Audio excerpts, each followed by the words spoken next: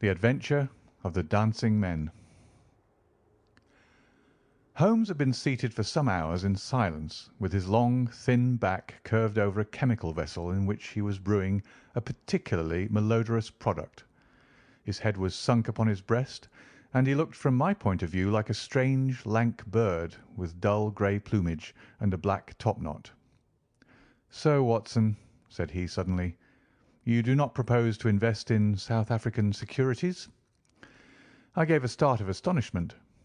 Accustomed as I was to Holmes's curious faculties, this sudden intrusion into my most intimate thoughts was utterly inexplicable. "How on earth do you know that?" I asked. He wheeled round upon his stool, with a steaming test-tube in his hand and a gleam of amusement in his deep-set eyes. "Now, Watson, confess yourself utterly taken aback," said he. "I am." "I ought to make you sign a paper to that effect." "Why?"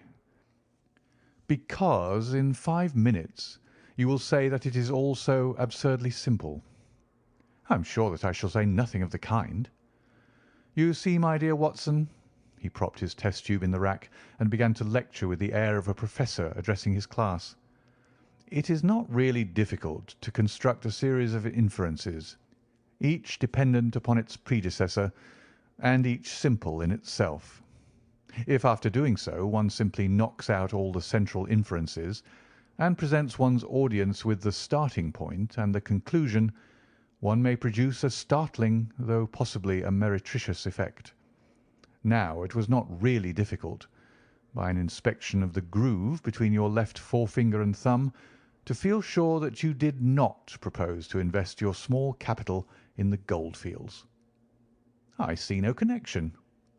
"Very likely not, but I can quickly show you a close connection. Here are the missing links of the very simple chain. 1. You had chalk between your left finger and thumb when you returned from the club last night. 2. You put chalk there when you play billiards to steady the cue. 3. You never play billiards except with Thurston. 4. You told me 4 weeks ago that Thurston had an option on some South African property which would expire in a month, and which he desired you to share with him. 5. Your cheque-book is locked in my drawer, and you have not asked for the key. 6. You do not propose to invest your money in this manner." "How absurdly simple!" I cried. "Quite so," said he, a little nettled. "Every problem becomes very childish when once it is explained to you. Here is an unexplained one. See what you can make of that, friend Watson." He tossed a sheet of paper upon the table and turned once more to his chemical analysis. I looked with amazement at the absurd hieroglyphics upon the paper. "Why, Holmes, it is a child's drawing," I cried. "Oh, that's your idea." "What else should it be?" "That is what Mr. Hilton Cubitt of Ridingthorpe Manor, Norfolk, is very anxious to know. This little conundrum came by the first post, and he was to follow by the next train. There's a ring at the bell, Watson. I should not be very much surprised if this were he." A heavy step was heard upon the stairs, and an instant later there entered a tall, ruddy, clean-shaven gentleman, whose clear eyes and florid cheeks told of a life led far from the fogs of Baker Street. He seemed to bring a whiff of his strong, fresh, bracing East Coast air with him as he entered. Having shaken hands with each of us, he was about to sit down when his eye rested upon the paper with the curious markings which I had just examined and left upon the table. "Well, Mr. Holmes, what do you make of these?" he cried. "They told me that you were fond of queer mysteries, and I don't think you could find a queerer one than that. I sent the paper on ahead so that you might have time to study it before I came." "It is certainly rather a curious production," said Holmes. "At first sight it would appear to be some childish prank. It consists of a number of absurd little figures dancing across the paper upon which they are drawn. Why should you attribute any importance to so grotesque an object?" "I never should, Mr. Holmes, but my wife does. It is frightening her to death. She says nothing, but I can see terror in her eyes. That's why I want to sift the matter to the bottom." Holmes held up the paper so that the sunlight shone full upon it. It was a page torn from a notebook. The markings were done in pencil, and ran in a particular way. Holmes examined it for some time and then folded it carefully up. He placed it in his pocket-book. "This promises to be a most interesting and unusual case," said he. "You gave me a few particulars in your letter, Mr. Hilton Cubitt, but I should be very much obliged if you would kindly go over it all again for the benefit of my dear friend Dr. Watson." "I'm not much of a story-teller," said our visitor, nervously clasping and unclasping his great, strong hands. "You'll just ask me anything that I don't make clear. I'll begin at the time of my marriage, last year. But I want to say first of all that though I'm not a rich man, my people have been at Ridingthorpe for a matter of 5 centuries, and there is no better-known family in the county of Norfolk. Last year I came up to London for the Jubilee, and I stopped at a boarding-house in Russell Square because Parker, the vicar of our parish, was staying in it. There was an American young lady there. Patrick was the name. Elsie Patrick. In some way we became friends, until before my month was up I was as much in love as man could be. We were quietly married at a registry office, and we returned to Norfolk a wedded couple. You'll think it very mad, Mr. Holmes, that a man of a good old family should marry a wife in this fashion, knowing nothing of her past or of her people. But if you saw her and knew her, it would help you to understand. She was very straight about it, was Elsie. I can't say that she did not give me every chance of getting out of it if I wished to do so. "I've had some very disagreeable associations in my life," said she. "I wish to forget all about them. I'd rather never allude to the past, for it is very painful to me. If you take me, Hilton, you'll take a woman who is nothing that she need be personally ashamed of, but you'll have to be content with my word for it, and to allow me to be silent as to all that passed up to the time when I became yours.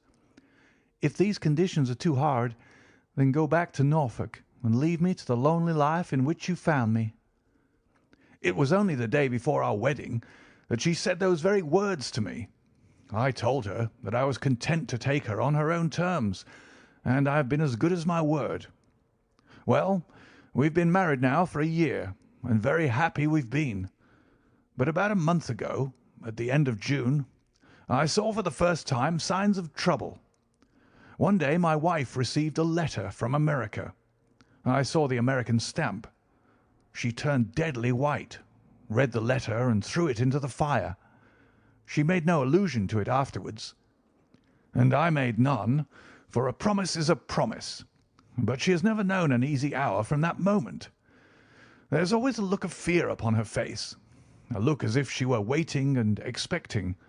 She would do better to trust me. She would find that I was her best friend. But until she speaks, I can say nothing. Mind you, she is a truthful woman, Mr. Holmes, and whatever trouble there may have been in her past life, it has been no fault of hers. I am only a simple Norfolk squire, but there is not a man in England who ranks his family honour more highly than I do. She knows it well, and she knew it well before she married me. She would never bring any stain upon it, of that I am sure. Well, now, I come to the queer part of my story. About a week ago, it was the Tuesday of last week, I found on one of the window-sills a number of absurd little dancing figures, like these, upon the paper.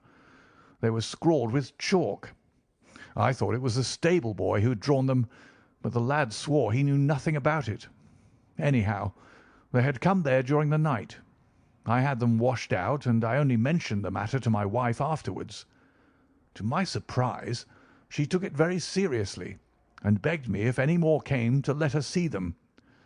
None did come for a week, and then yesterday morning I found this paper lying on the sundial in the garden.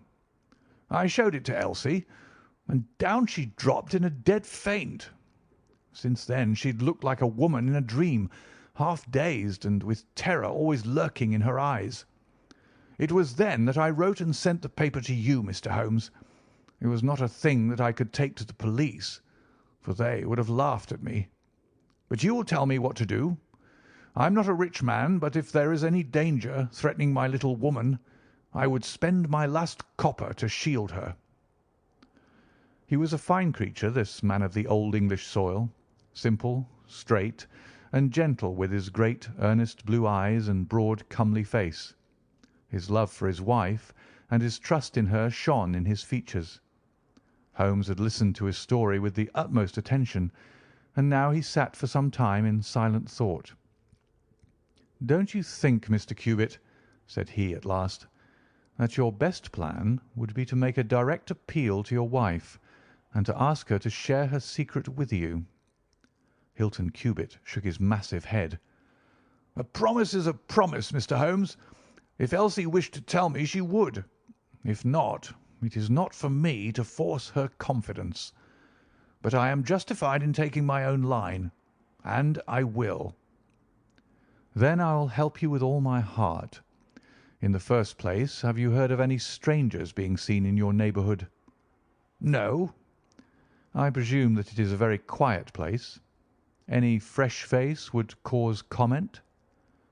"In the immediate neighbourhood, yes. But we have several small watering places not very far away, and the farmers take in lodgers." "These hieroglyphics have evidently a meaning. If it is a purely arbitrary one, it may be impossible for us to solve it.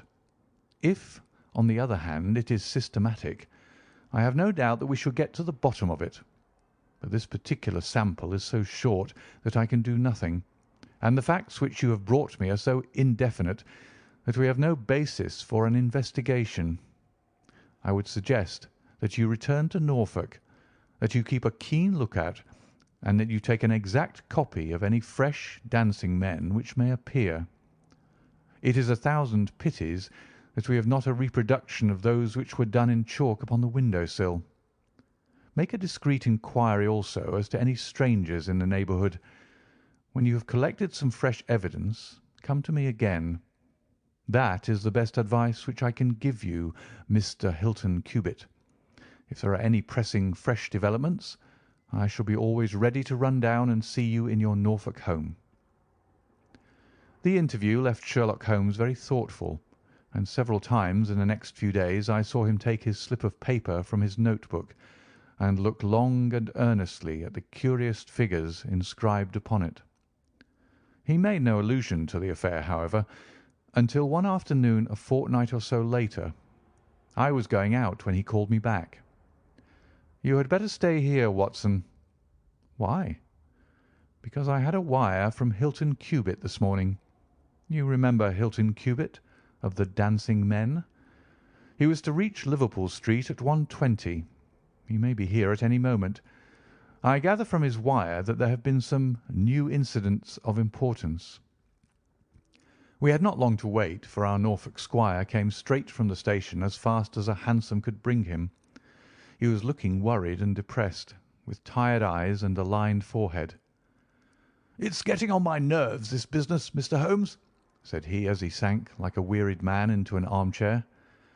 "It's bad enough to feel that you are surrounded by unseen, unknown folk who have some kind of design upon you, but when, in addition to that, you know that it is just killing your wife by inches, then it becomes as much as flesh and blood can endure. She's wearing away under it, just wearing away before my eyes." "Has she said anything yet?" "No, Mr. Holmes, she has not. And yet there have been times when the poor girl has wanted to speak, and yet could not quite bring herself to take the plunge. I have tried to help her, but I dare say I did it clumsily and scared her from it.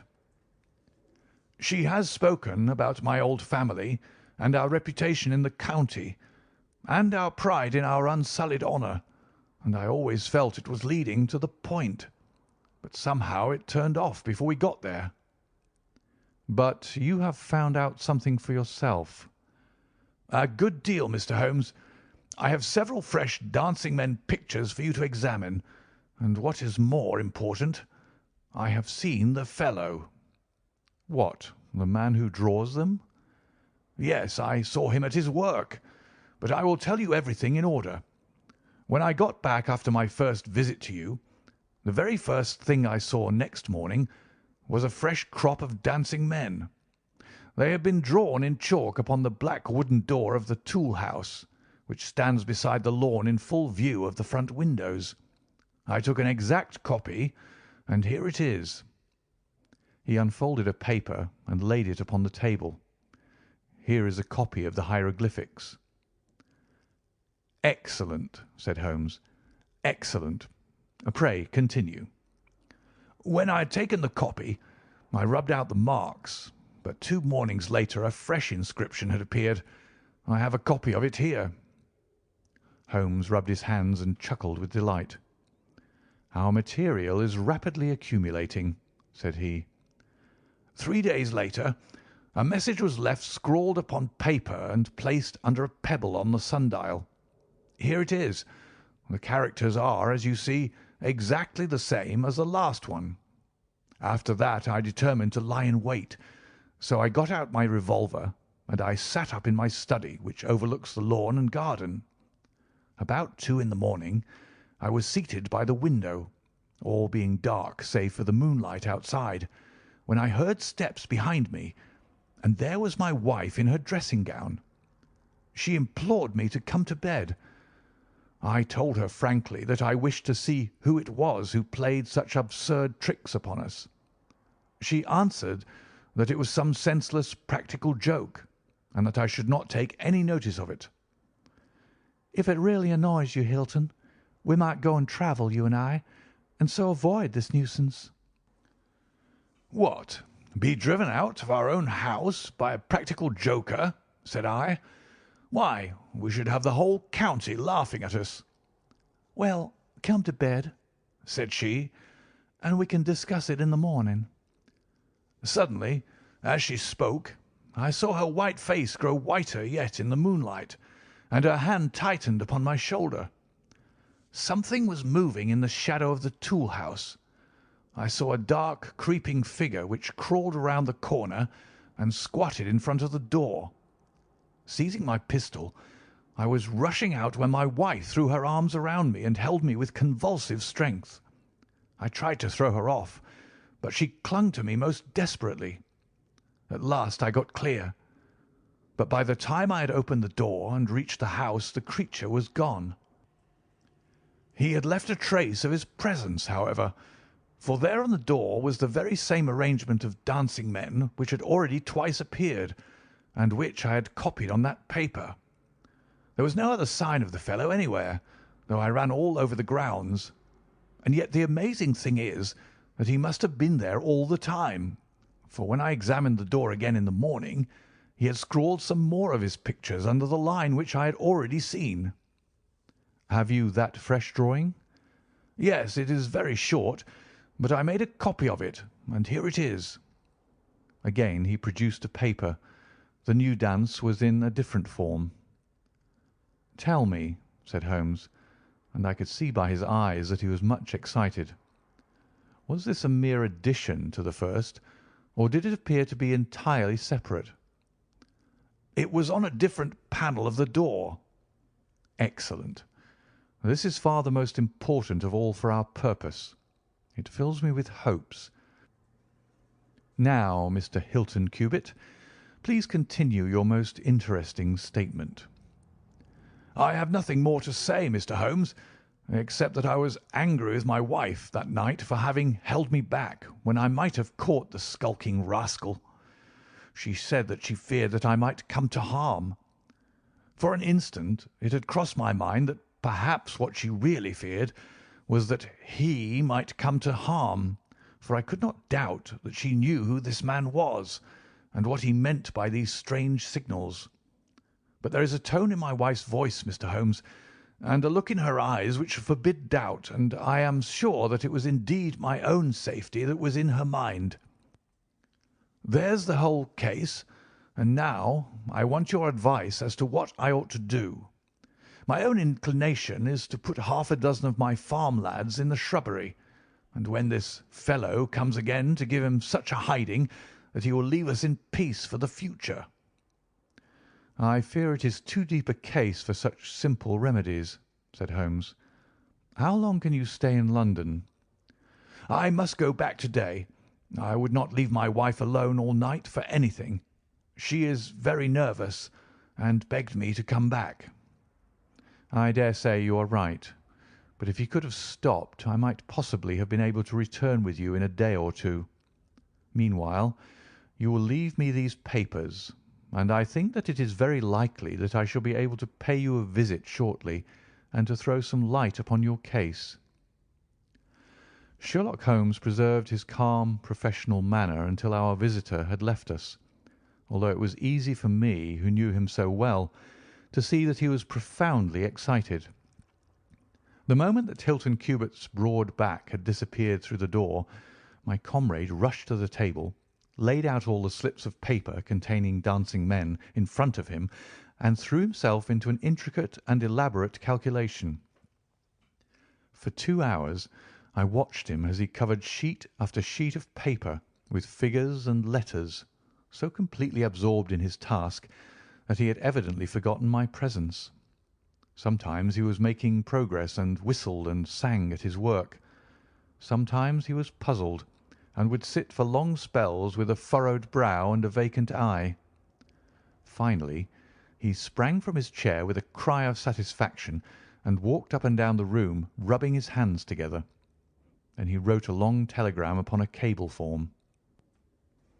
"If my answer to this is as I hope, you will have a very pretty case to add to your collection, Watson," said he.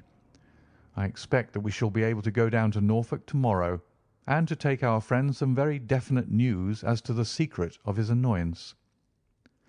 I confess that I was filled with curiosity, but I was aware that Holmes liked to make his disclosures at his own time and in his own way, so I waited until it should suit him to take me into his confidence. But there was a delay in that answering telegram, and 2 days of impatience followed, during which Holmes pricked up his ears at every ring of the bell. On the evening of the 2nd there came a letter from Hilton Cubitt. All was quiet with him, save that a long inscription had appeared that morning upon the pedestal of the sundial. He enclosed a copy of it, which he reproduced. Holmes bent over this grotesque frieze for some minutes, and then suddenly sprang to his feet with an exclamation of surprise and dismay. His face was haggard with anxiety. "We have let this affair go far enough," said he. "Is there a train to North Walsham to-night?" I turned up the timetable. The last had just gone. "Then we shall breakfast early and take the very first in the morning," said Holmes. "Our presence is most urgently needed. Ah, here is our expected cablegram. One moment, Mrs. Hudson, there may be an answer. No, that is quite as I expected. This message makes it even more essential that we should not lose an hour in letting Hilton Cubitt know how matters stand, for it is a singular and a dangerous web in which our simple Norfolk squire is entangled." So indeed it proved, and as I come to the dark conclusion of a story which had seemed to me to be only childish and bizarre, I experience once again the dismay and horror with which I was filled. Would that I had some brighter ending to communicate to my readers, but these are the chronicles of fact, and I must follow to their dark crisis the strange chain of events which for some days made Ridingthorpe Manor a household word through the length and breadth of England. We had hardly alighted at North Walsham and mentioned the name of our destination when the station master hurried towards us. "I suppose that you're the detectives from London," said he. A look of annoyance passed over Holmes's face. "What makes you think such a thing?" "Because Inspector Martin from Norwich has just passed through. But maybe you're the surgeons. She's not dead, or wasn't by last accounts. He may be in time to save her yet, though it be for the gallows." Holmes's brow was dark with anxiety. "We are going to Ridingthorpe Manor," said he, "but we have heard nothing of what has passed there." "It's a terrible business," said the station master. "They are shot. both Mr. Hilton Cubitt and his wife. She shot him and then herself, so the servants say. He's dead and her life is despaired of. Dear, dear, one of the oldest families in the county of Norfolk, and one of the most honoured." Without a word Holmes hurried to a carriage, and during the long 7 miles' drive he never opened his mouth. Seldom have I seen him so utterly despondent. He had been uneasy during all our journey from town, and I had observed that he had turned over the morning papers with anxious attention. But now this sudden realization of his worst fears left him in a blank melancholy. He leaned back in his seat, lost in gloomy speculation. Yet there was much around to interest us, for we were passing through as singular a countryside as any in England, where a few scattered cottages represented the population of to-day, while on every hand enormous square-towered churches bristled up from the flat green landscape and told of the glory and prosperity of old East Anglia. At last the violent rim of the German Ocean appeared over the green edge of the Norfolk coast, and the driver pointed with his whip to 2 old brick and timber gables which projected from a grove of trees. "That's Ridingthorpe Manor," said he. As we drove up to the porticoed front door, I observed in front of it, beside the tennis lawn, the black tool house and the pedestaled sundial with which we had such strange associations. A dapper little man with a quick, alert manner and a waxed moustache had just descended from a high dog-cart. He introduced himself as Inspector Martin of the Norfolk Constabulary, and he was considerably astonished when he heard the name of my companion. "Why, Mr. Holmes, the crime was only committed at 3 this morning. How could you hear of it in London and get to the spot as soon as I?" "I anticipated it. I came in the hope of preventing it." "Then you must have important evidence of which we are ignorant, for they were said to be a most united couple." "I have only the evidence of the dancing men," said Holmes. "I will explain the matter to you later. Meanwhile, since it is too late to prevent this tragedy, I am very anxious that I should use the knowledge which I possess in order to ensure that justice be done. Will you associate me in your investigation, or will you prefer that I should act independently?" "I should be proud to feel that we were acting together, Mr. Holmes," said the inspector earnestly. "In that case I should be glad to hear the evidence and to examine the premises without an instant of unnecessary delay." Inspector Martin had the good sense to allow my friend to do things in his own fashion, and contented himself with carefully noting the results. The local surgeon, an old white-haired man, had just come down from Mrs. Hilton Cubitt's room, and he reported that her injuries were serious but not necessarily fatal. The bullet had passed through the front of her brain, and it would probably be some time before she could regain consciousness. On the question of whether she had been shot or had shot herself, he would not venture to express any decided opinion.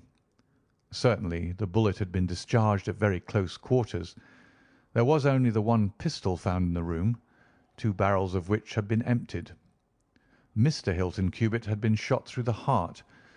It was equally conceivable that he had shot her and then himself, or that she had been the criminal, for the revolver lay upon the floor midway between them. "Has he been moved?" asked Holmes.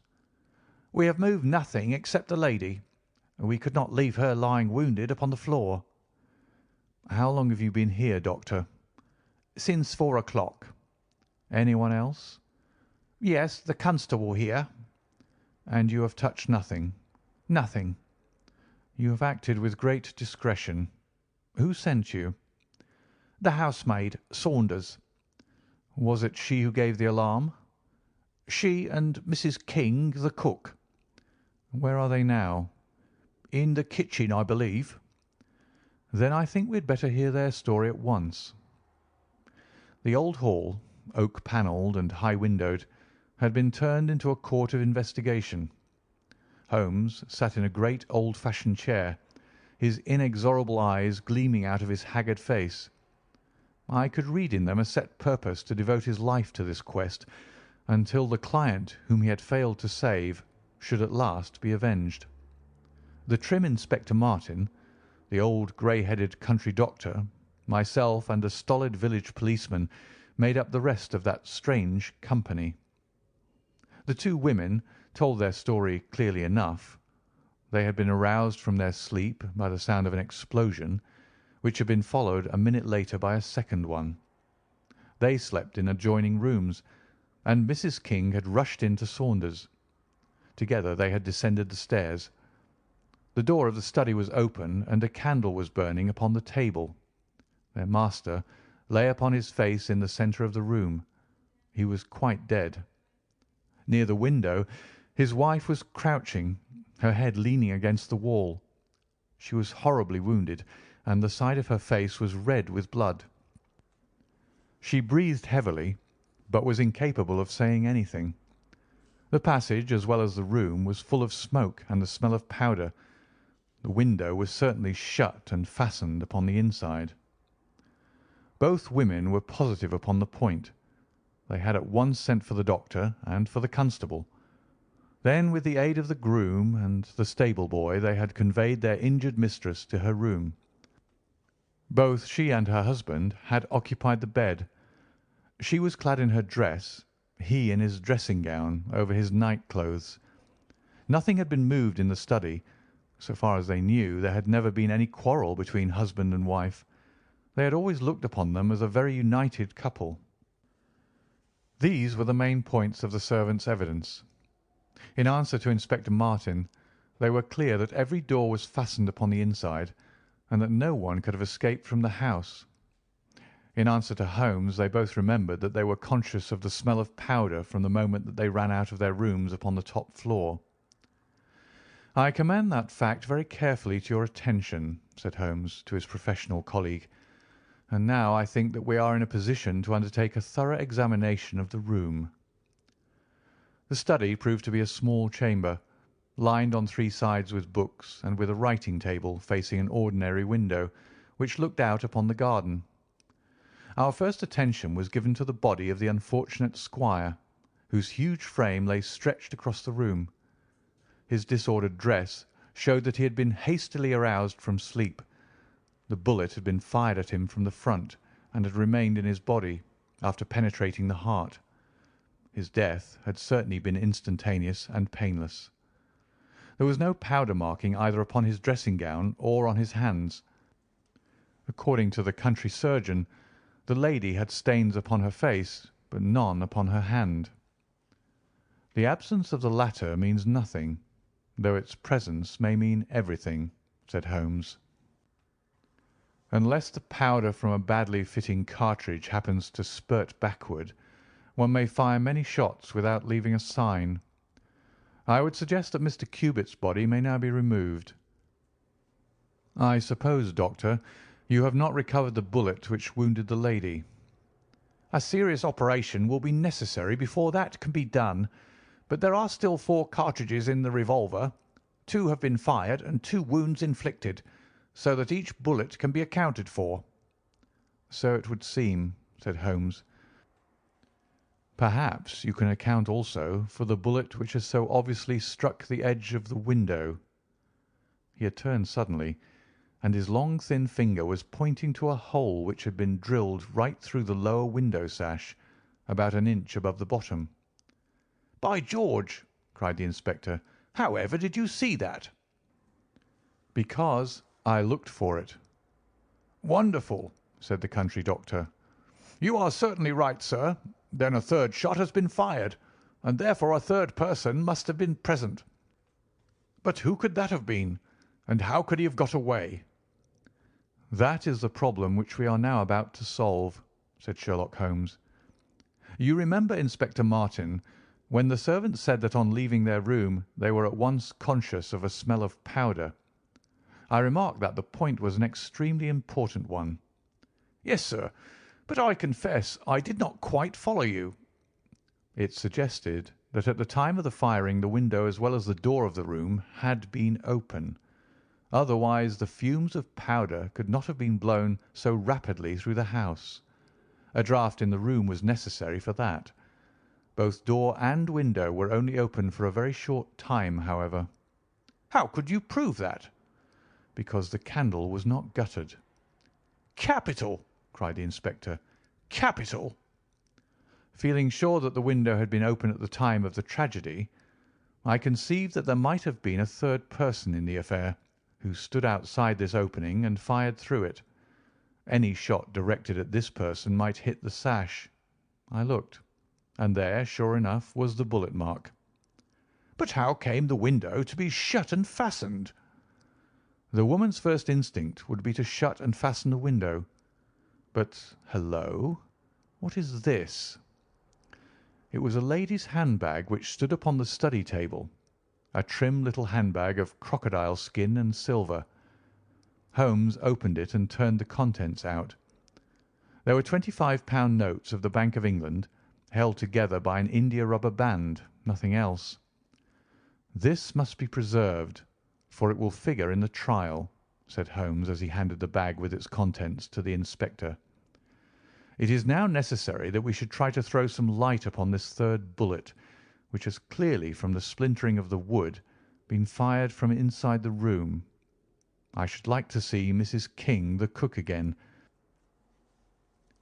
You said, Mrs. King, that you were awakened by a loud explosion. When you said that, did you mean that it seemed to you to be louder than the second one?" "Well, sir, it wakened me from my sleep, so it is hard to judge, but it did seem very loud."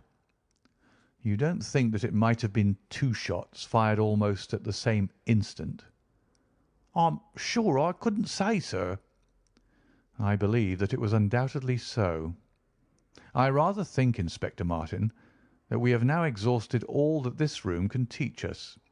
If you will kindly step round with me, we shall see what fresh evidence the garden has to offer." A flower bed extended up to the study window, and we all broke into an exclamation as we approached it. The flowers were trampled down, and the soft soil was imprinted all over with footmarks. Large, masculine feet they were, with peculiarly long, sharp toes. Holmes hunted about among the grass and leaves like a retriever after a wounded bird. Then, with a cry of satisfaction, he bent forward and picked up a little brazen cylinder. "I thought so," said he. "The revolver had an ejector, and here is the third cartridge. I really think, Inspector Martin, that our case is almost complete." The country inspector's face had shown his intense amazement at the rapid and masterful progress of Holmes's investigation. At first he had shown some disposition to assert his own position, but now he was overcome with admiration and ready to follow without question wherever Holmes led. "Whom do you suspect?" he asked. "I'll go into that later. There are several points in this problem which I have not been able to explain to you yet. Now that I have got so far, I had best proceed on my own lines, and then clear the whole matter up once and for all." "Just as you wish, Mr. Holmes, so long as we get our man." "I have no desire to make mysteries, but it is impossible at the moment of action to enter into long and complex explanations. I have the threads of this affair all in my hand. Even if this lady should never recover consciousness, we can still reconstruct the events of last night and ensure that justice be done. First of all, I wish to know whether there is any inn in this neighbourhood known as Elridge's." The servants were cross-questioned, but none of them had heard of such a place. The stable boy threw a light upon the matter by remembering that a farmer of that name lived some miles off in the direction of East Ruston. "Is it a lonely farm?" "Very lonely, sir." "Perhaps they have not heard yet of all that happened here during the night." "Maybe not, sir." Holmes thought for a little, and then a curious smile played over his face. "Saddle a horse, my lad," said he. "I shall wish you to take a note to Elridge's farm." He took from his pocket the various slips of the dancing men. With these in front of him, he worked for some time at the study table. Finally, he handed a note to the boy with directions to put it into the hands of the person to whom it was addressed, and especially to answer no questions of any sort which might be put to him. I saw the outside of the note, addressed in straggling, irregular characters, very unlike Holmes's usual precise hand. It was consigned to Mr. Abe Slaney, Elridge's Farm, East Ruston, Norfolk. "I think, Inspector," Holmes remarked, "that you would do well to telegraph for an escort, as if my calculations prove to be correct, you may have a particularly dangerous prisoner to convey to the county jail. The boy who takes this note could no doubt forward your telegram. If there is an afternoon train to town, Watson, I think we should do well to take it, as I have a chemical analysis of some interest to finish, and this investigation draws rapidly to a close." When the youth had been dispatched with the note, Sherlock Holmes gave his instructions to the servants. If any visitor were to call asking for Mrs. Hilton Cubitt, no information should be given as to her condition, but he was to be shown at once into the drawing-room. He impressed these points upon them with the utmost earnestness. Finally, he led the way into the drawing-room, with the remark that the business was now out of our hands, and that we must while away the time as best we might until we could see what was in store for us. The doctor had departed to his patients, and only the inspector and myself remained. "I think that I can help you to pass an hour in an interesting and profitable manner," said Holmes, drawing his chair up to the table and spreading out in front of him the various papers upon which were recorded the antics of the dancing men. "As to you, friend Watson, I owe you every atonement for having allowed your natural curiosity to remain so long unsatisfied. To you, Inspector, the whole incident may appeal as a remarkable professional study. I must tell you, first of all, the interesting circumstances connected with the previous consultations which Mr. Hilton Cubitt had with me in Baker Street." He then shortly recapitulated the facts which have already been recorded. "I have here in front of me these singular productions at which one might smile, had they not proved themselves to be the forerunners of so terrible a tragedy. I am fairly familiar with all forms of secret writings, and am myself the author of a trifling monograph upon the subject, in which I analyse 160 separate ciphers. But I confess that this is entirely new to me. The object of those who invented the system has apparently been to conceal that these characters convey a message, and to give the idea that they are the mere random sketches of children. Having once recognised, however, that the symbols stood for letters, and having applied the rules which guide us in all forms of secret writings, the solution was easy enough. The first message submitted to me was so short that it was impossible for me to do more than to say, with some confidence, that the symbol XXX stood for E. As you are aware, E is the most common letter in the English alphabet, and it predominates to so marked an extent that even in a short sentence one would expect to find it most often. Out of 15 symbols in the first message, 4 were the same, so it was reasonable to set this down as E. It is true that in some cases the figure was bearing a flag, and in some cases not, but it was probable from the way in which the flags were distributed that they were used to break the sentence up into words. I accepted this as a hypothesis, and noted that E was represented by XXX. But now came the real difficulty of the inquiry. The order of the English letters after E is by no means well marked, and any preponderance which may be shown in an average of a printed sheet may be reversed in a single short sentence. Speaking roughly, T, A, O, I, N, S, H, R, D, and L are the numerical order in which letters occur, but T, A, O, and I are very nearly abreast of each other, and it would be an endless task to try each combination until a meaning was arrived at. I therefore waited for fresh material. In my second interview with Mr. Hilton Cubitt, he was able to give me 2 other short sentences and 1 message, which appeared, since there was no flag, to be a single word.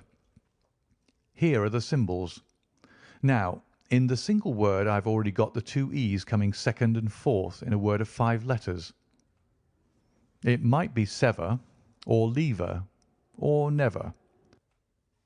There can be no question that the latter as a reply to an appeal is far the most probable, and the circumstances pointed to its being a reply written by the lady.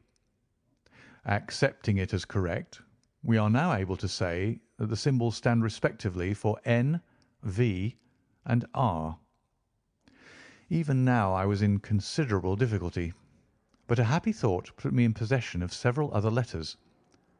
It occurred to me that if these appeals came as I expected from someone who had been intimate with the lady in her early life, a combination which contained 2 E's with 3 letters between might very well stand for the name Elsie. On examination I found that such a combination formed the termination of the message, which was 3 times repeated. It was certainly some appeal to Elsie. In this way I had got my L, S, and I. But what appeal could it be? There were only 4 letters in the word which preceded Elsie, and it ended in E. Surely the word must be come.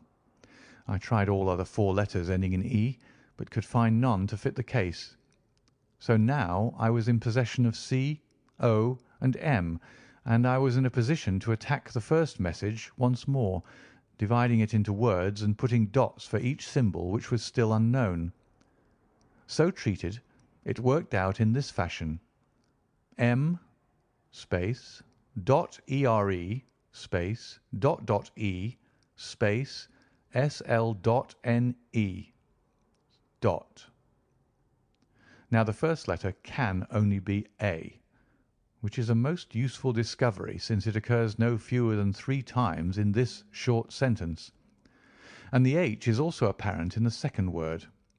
Now it becomes am here A.E slain, or filling in the obvious vacancies in the name, am here Abe Slaney. I had so many letters now that I could proceed with considerable confidence to the second message, which worked out in this fashion: A. dot space ELRI dot space ES. Here I could only make sense by putting T and G for the missing letters, and supposing that the name was that of some house or inn at which the writer was staying. Inspector Martin and I had listened with the utmost interest to the full and clear account of how my friend had produced results which had led to so complete a command over our difficulties. "What did you do then, sir?" asked the inspector. I had every reason to suppose that this Abe Slaney was an American, since Abe is an American contraction, and since a letter from America had been the starting point of all the trouble. I had also every cause to think that there was some criminal secret in the matter. The lady's allusions to her past, and her refusal to take her husband into her confidence, both pointed in that direction. I therefore cabled to my friend Wilson Hargreave of the New York Police Bureau, who has more than once made use of my knowledge of London crime. I asked him whether the name of Abe Slaney was known to him. Here is his reply: "The most dangerous crook in Chicago." On the very evening upon which I had his answer, Hilton Cubitt sent me the last message from Slaney. Working with known letters, it took this form: Elsie .re.are space to meet thy go. The addition of a P and a D completed a message which showed me that the rascal was proceeding from persuasion to threats, and my knowledge of the crooks of Chicago prepared me to find that he might very rapidly put his words into action. I at once came to Norfolk with my friend and colleague, Dr. Watson, but unhappily only in time to find that the worst had already occurred. "It is a privilege to be associated with you in the handling of a case," said the inspector warmly. "You will excuse me, however, if I speak frankly to you. You are only answerable to yourself, but I have to answer to my superiors.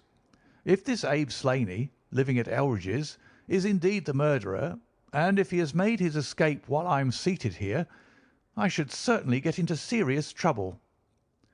"You need not be uneasy. He will not try to escape." "How do you know?" "To fly would be a confession of guilt." "Then let us go arrest him." "I expect him here every instant." "But why should he come?" "Because I have written and asked him." "But this is incredible, Mr. Holmes. Why should he come because you have asked him? Would not such a request rather rouse his suspicions and cause him to fly?" "I think I have known how to frame the letter," said Sherlock Holmes. "In fact, if I am not very much mistaken, here is the gentleman himself coming up the drive." A man was striding up the path which led to the door. He was a tall, handsome, swarthy fellow, clad in a suit of grey flannel with a Panama hat, a bristling black beard, and a great, aggressive hooked nose, and flourishing a cane as he walked. He swaggered up a path as if the place belonged to him, and we heard his loud, confident peal at the bell. "I think, gentlemen," said Holmes quietly, "that we had best take up our position behind the door. Every precaution is necessary when dealing with such a fellow. You will need your handcuffs, Inspector. You can leave the talking to me." We waited in silence for a minute, one of those minutes which one can never forget. Then the door opened, and the man stepped in. In an instant Holmes clapped a pistol to his head, and Martin slipped the handcuffs over his wrists. It was all done so swiftly and deftly that the fellow was helpless before he knew that he was attacked. He glared from one to the other of us with a pair of blazing black eyes. Then he burst into a bitter laugh. "Well, gentlemen, you have the drop on me this time. I seem to have knocked up against something hard, but I came here in answer to a letter from Mrs. Hilton Cubitt. Don't tell me that she is in this. Don't tell me that she helped to set a trap for me." "Mrs. Hilton Cubitt was seriously injured, and is at death's door."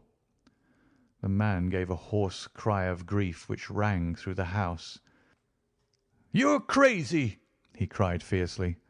"It was he that was hurt, not she. Who would have hurt little Elsie? I may have threatened her, God forgive me, but I would not have touched a hair of her pretty head. Take it back, you. Say that she is not hurt." "She was found badly wounded by the side of her dead husband." He sank with a deep groan on the settee, and buried his face in his manacled hands. For 5 minutes he was silent. Then he raised his face once more, and spoke with the cold composure of despair. "I have nothing to hide from you, gentlemen," said he. "If I shot the man, he had a shot at me, and there's no murder in that. But if you think I could have hurt that woman, then you don't know either me or her. I tell you, there was never a man in this world loved a woman more than I loved her. I had a right to her. She was pledged to me years ago. Who was this Englishman that he should come between us? I tell you that I had the first right to her, and that I was only claiming my own." "She broke away from your influence when she found the man that you are," said Holmes sternly. "She fled from America to avoid you, and she married an honourable gentleman in England. You dogged her and followed her, and made her life a misery to her, in order to induce her to abandon the husband whom she loved and respected in order to fly with you, whom she feared and hated. You have ended by bringing about the death of a noble man and driving his wife to suicide. That is your record in this business, Mr. Abe Slaney, and you will answer for it to the law." "If Elsie dies, I care nothing what becomes of me," said the American. He opened one of his hands and looked at a note crumpled up in his palm. "See here, mister," he cried with a gleam of suspicion in his eyes. "You're not trying to scare me over this, are you? If the lady is hurt as bad as you say, who was it that wrote this note?" He tossed it forward onto the table. "I wrote it, to bring you here." "You wrote it? There was no one on earth outside the joint who knew the secret of the dancing men. How came you to write it?" "What one man can invent, another can discover," said Holmes. "There is a cab coming to convey you to Norwich, Mr. Slaney, but meanwhile you have time to make some small reparation for the injury you have wrought. Are you aware that Mrs. Hilton Cubitt has herself lain under grave suspicion of the murder of her husband, and that it was only my presence here, and the knowledge which I happen to possess, which has saved her from the accusation? The least that you owe her is to make it clear to the whole world that she was in no way, directly or indirectly, responsible for his tragic end." "I ask nothing better," said the American. "I guess the very best case I can make for myself is the absolute naked truth." "It is my duty to warn you that it will be used against you," cried the inspector, with the magnificent fair play of the British criminal law. Slaney shrugged his shoulders. "I'll chance that," said he. "First of all, I want you gentlemen to understand that I have known this lady since she was a child. There were 7 of us in a gang in Chicago, and Elsie's father was the boss of the joint. He was a clever man, was old Patrick. It was he who had invented that writing, which would pass as a child's scrawl unless she just happened to have the key to it. Well, Elsie learned some of our ways, but she couldn't stand the business, and she had a bit of honest money of her own, so she gave us all the slip and got away to London. She'd been engaged to me, and she would have married me, I believe, if I'd taken over another profession. But she would have nothing to do with anything on the cross. It was only after her marriage to this Englishman that I was able to find out where she was. I wrote to her, but got no answer. After that I came over, and as letters were no use, I put my messages where she could read them. Well, I've been here a month now. I lived in that farm where I had a room down below, could get in and out every night and no one the wiser. I tried all I could to coax Elsie away. I knew that she read the messages. For once she wrote an answer under one of them. Then my temper got the better of me, and I began to threaten her. She sent me a letter then, imploring me to go away and saying that it could break her heart if any scandal should come upon her husband. She said that she would come down when her husband was asleep at 3 in the morning and speak with me through the end window if I would go away afterwards and leave her in peace. She came down and brought money with her, trying to bribe me to go. This made me mad, and I caught her arm and tried to pull her through the window. At that moment in rushed the husband with his revolver in his hand. Elsie had sunk down upon the floor, and we were face to face. I was healed also, and I held up my gun to scare him off and let me get away. He fired and missed me. I pulled off almost at the same instant, and down he dropped. I made away across the garden, and as I went I heard the window shut behind me. That's God's truth, gentlemen, every word of it. And I heard no more about it until that lad came riding up with a note which made me walk in here like a jay and give myself into your hands." A cab had drawn up whilst the American had been talking. 2 uniformed policemen sat inside. Inspector Martin rose and touched his prisoner on the shoulder. "It's time for us to go." "Can I see her first?" "No, she is not conscious. Mr. Sherlock Holmes, I only hope that if ever again I have an important case, I shall have the good fortune to have you by my side." We stood at the window and watched the cab drive away. As I turned back, my eye caught the pellet of paper which the prisoner had tossed upon the table. It was the note with which Holmes had decoyed him. "See if you can read it, Watson," said he with a smile. It contained no word, but a little line of dancing men. "If you use the code which I have explained," said Holmes, "you will find that it simply means, 'Come here at once.'" I was convinced that it was an invitation which he would not refuse, since he could never imagine that it could come from anyone but the lady. And so, my dear Watson, we have ended by turning the dancing men to good when they have so often been the agents of evil, and I think that I have fulfilled my promise of giving you something unusual for your notebook.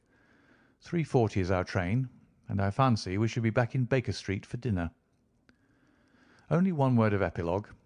The American, Abe Slaney, was condemned to death at the winter assizes at Norwich, but his penalty was changed to penal servitude in consideration of mitigating circumstances and the certainty that Hilton Cubitt had fired the first shot. Of Mrs. Hilton Cubitt I only know that I have heard she recovered entirely, and that she still remains a widow, devoting her whole life to the care of the poor and to the administration of her husband's estate. End of The Adventure of the Dancing Men.